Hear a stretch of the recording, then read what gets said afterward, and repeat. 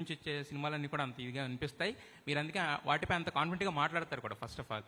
So family star అనేది ఏంటంటే విజయ్ గారు చెప్పినట్టు అంటే అందరి లైఫ్లో నుంచి కొన్ని కొన్ని ఇన్సిడెంట్స్ దాంట్లో యాడ్ అవుతున్నాయి కాబట్టి, సో ఈ స్క్రిప్ట్లో మీ లైఫ్లో రియల్ లైఫ్లో జరిగిన ఇన్సిడెంట్స్ ఏమైనా యాడ్ చేశారా దాంట్లో? లేదు లేదు, అంటే పర్సనల్ లైఫ్లో కథ వింటున్నప్పుడు పర్సనల్ లైఫ్లో ఇది నాకు ఇలా జరిగి ఉంది అనేది థాట్ వస్తుందేమో, కానీ సినిమాల్లోకి పర్సనల్ లైఫ్లో జరిగే మూమెంట్స్ తీసుకొచ్చి ఎప్పుడు పెట్టను.